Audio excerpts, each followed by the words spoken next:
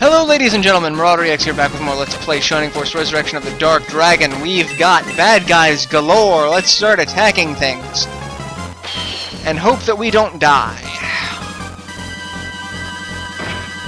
Oh, we're gonna die.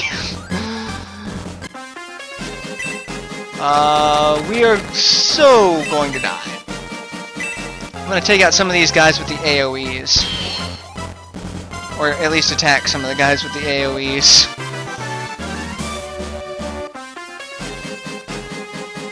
Alright, the torch eyes aren't doing anything.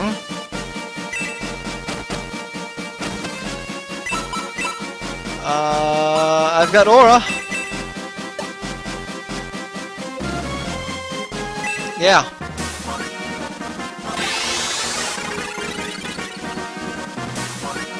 Heal who we can while we can.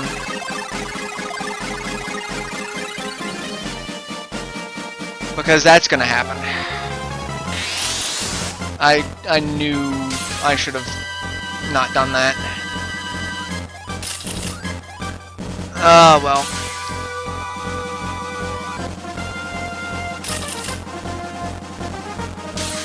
Yeah, that's painful. Because now he's gonna do it. Oh no, he's just gonna... What are you casting? Oh, so Musashi can't hit anything now. Okay. That's fine. It's better than what I thought it was going to be. Alright, I should start focusing on chaos. That is what I'm gonna start doing. Oh my god, he looks freaky. He looks like Megatron. And he counterattacks with disembodied hands.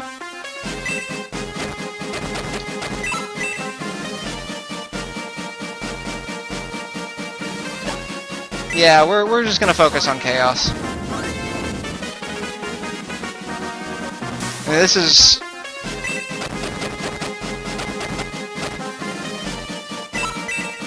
Yeah, that's not gonna happen. That would just be stupid.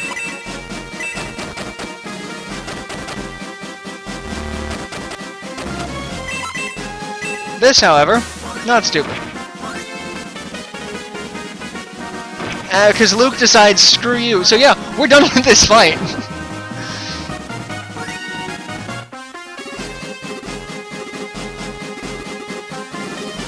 What have I been doing? Oh yeah, you got reprogrammed.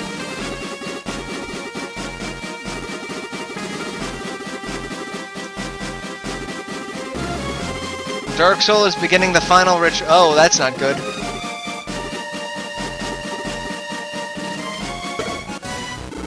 And we get 10,000 gold! Alright, when light and dark are one, so shall be born a sword to destroy chaos. A shining blade for the power of light. A shadowy blade for the power of darkness. So, basically what it's telling us is we need to use both the,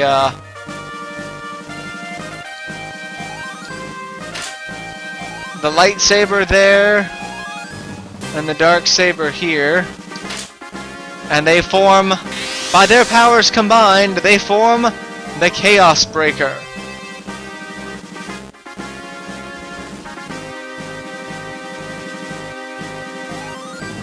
How do I get it, though? How do I get over there? Oh, over here? Okay. The only force capable of sealing Dark Dragon. And now Max has the strongest sword in the game. And we have no control over where we're going now. And the Spirit of the Spring again.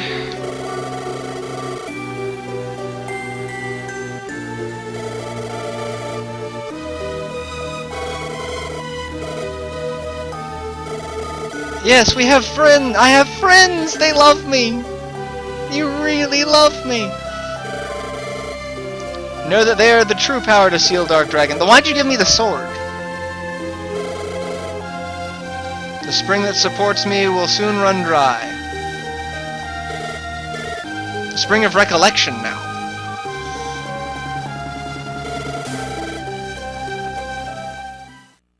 Yeah, I'm pretty sure that was max. I mean, yeah, it just. Alright, items. Equip the chaosbreaker for an attack of 70. I am now unstoppable. Alright. Another teleporter to Prompt Castle.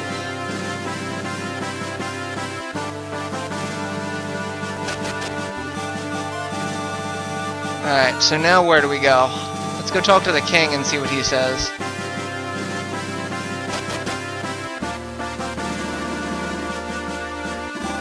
How did you hear about it?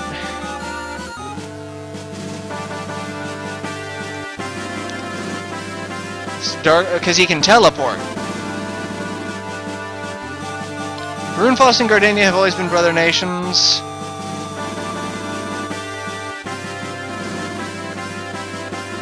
Yeah, we're kind of boned.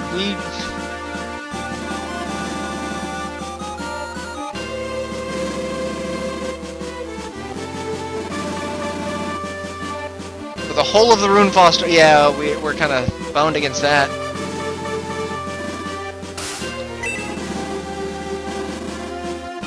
I'll have the road to Runefoss opened. So where do we go now? I have no idea.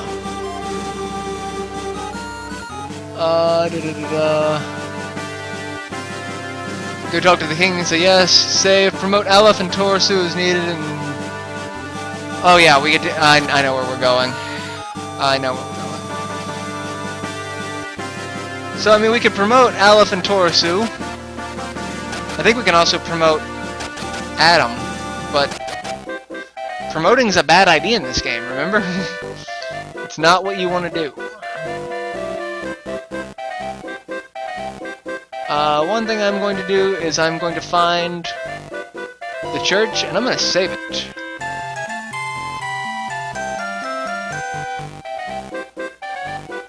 Because it's been a while since I've saved, so...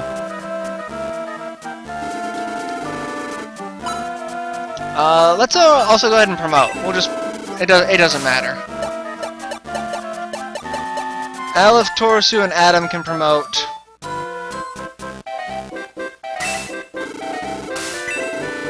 And yeah, we'll promote them.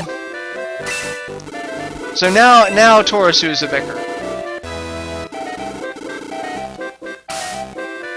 And their outfits change slightly. Adam and his creepy floating head. Adam can promote to a cyborg. Let's save it. I don't need to revive anyone. Yeah, because everyone's alive.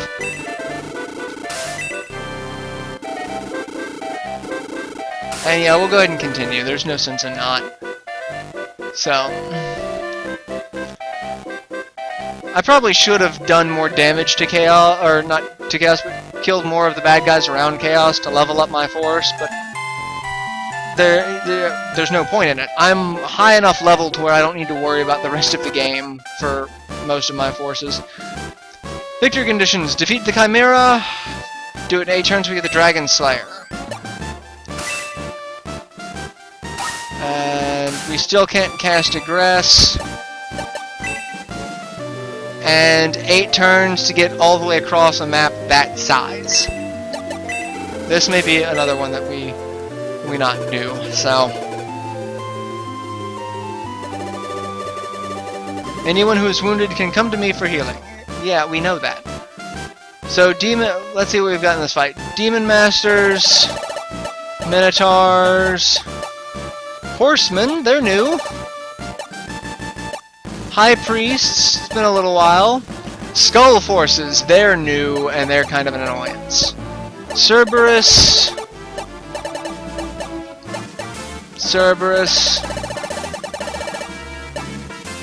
Where's... Oh, there's the Chimera. So yeah. That's fun. And again, Xylo is going to be our strongest ally in this fight. because he can go wherever the hell he wants, because he's unencumbered by movement. So, it's quite obvious that I'm playing Shining Force. Out of curiosity, what is everyone else playing at the moment? What's the big ticket game that everyone's... Now that I don't work at a game store, I found that I'm not paying attention as much to new releases. Granted, the summer is the worst time in a gamer's life for new releases. That's just not the season for new releases. A couple of games have come out that I've seen. They've gotten pretty good reviews, from what I can tell. But I'm not really playing a lot of new games. If I'm playing a game, it's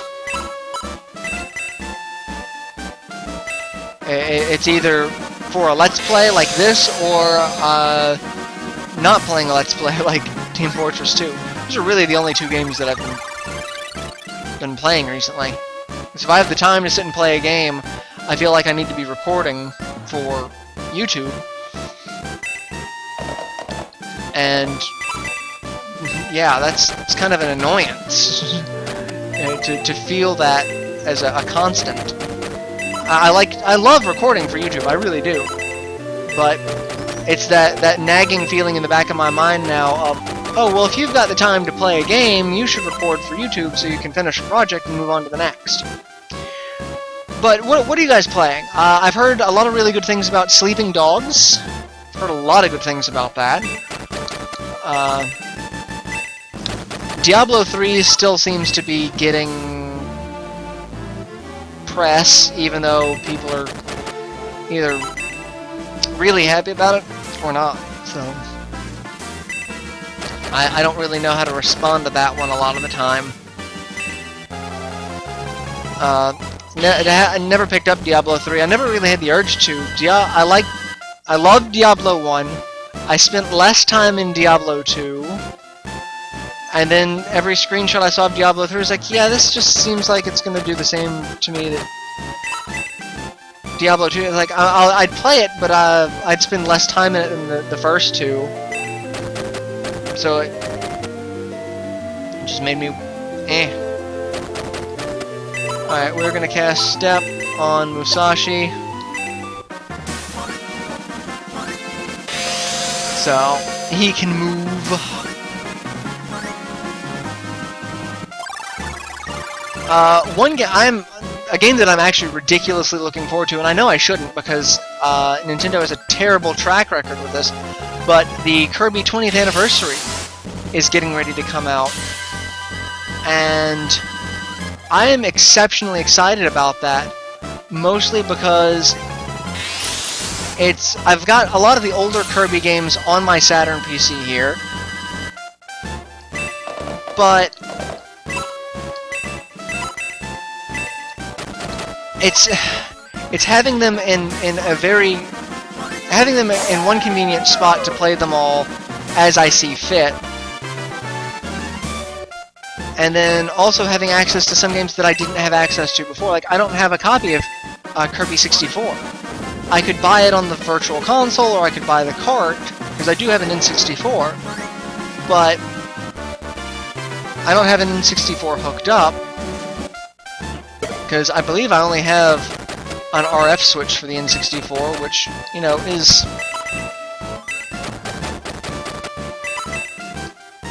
I can play it, but I can't record it. I don't have any way of recording RF signal. I can only record RCA, so... kind of a bummer there, but...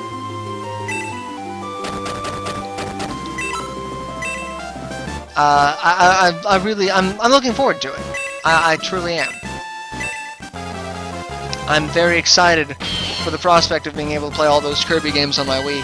Plus, I'm also just kind of looking forward to Wii games coming out.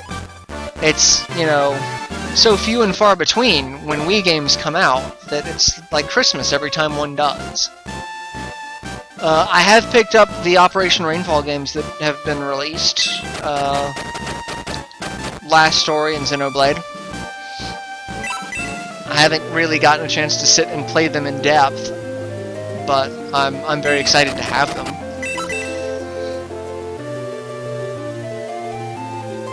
As for that, the thing is, the newest game that I have bought is Kingdom Hearts 3D Dream Drop Distance, and I don't even have a 3DS, but my wife is such an avid Kingdom Hearts fan that when it was announced and that a collector's edition was announced for it, I had no recourse other than buy it. So we own a game for a system that we don't even have yet. Which that just shows my inner dorkhood. Welcome to my dorkdom. Other than that, not really. I got, as a birthday gift in April, I got Fate Extra for the PSP. That's not really a new game, though. Yeah, that's about it. I haven't bought anything new on my 360. Because I really haven't had the urge to.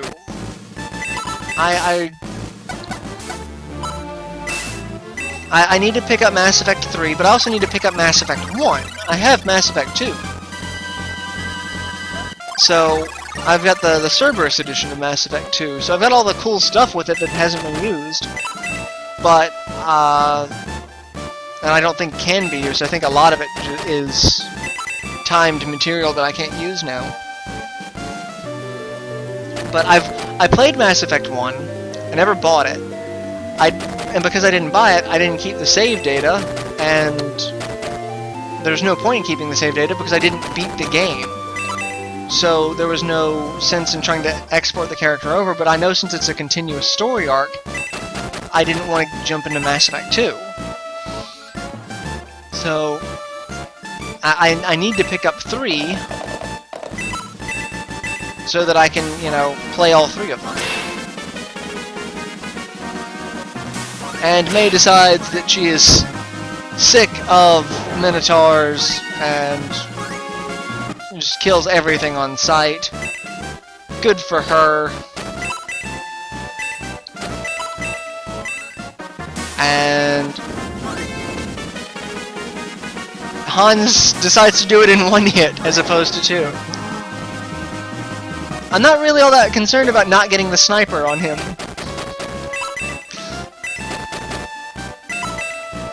And you can kind of understand why. Can I hit anything? Nope.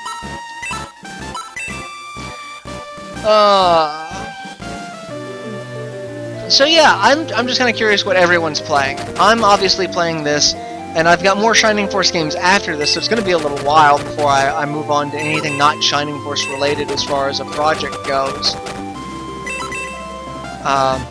Unless I get people in town that want to work on projects. I've had a couple of people express a desire to sit in and co-commentate on a couple of games, so I might do a couple of one-shot LPs with them, but I don't know what game we'd be doing. It'd have to be something that we could do as a one-shot. I do kind of want to get into recording screen capture for PC, so that I kind of want to play some games. Like, I'd really, really love to play Scorched Earth. And for those of you who know Scorched Earth, it is the precursor to Worms. It's battle tanks. And the weapons are just ridiculously destructive and hilarious. I mean, it's not as... It really isn't as funny as Worms, but it's not meant to be as comedic, but just the outcome of how the battles flow are what make it comedic. Because you can dick over people so easy in that game by adding dirt and changing the terrain to suit your needs versus your opponent. It's a fantastic game. If I could do that, I would do a co-op of that in a heartbeat. But after this game, I've got Shining Force CD and Shining Force Final Conflict that I need to jump into before I move on to another project. which I'm not entirely sure what my project after these Shining games are going to be. I could do...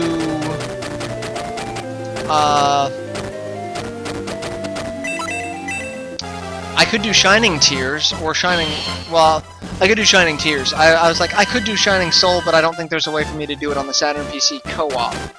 But I've kind of had the interest to do Shining Tears, because it's an interesting two-player hack and slash. I think it would be a lot of fun. So, there's a lot of stuff in the future that I want to work on, I just don't know what I'm going to do. Yeah, Skull Forces have guns, and axes, and they're cybernetic skeletons, which is just all sorts of creepy. But I'm going to go ahead and end this episode here, because I'm 20 minutes in, so I will see you guys in the next installment. Till then, later everyone.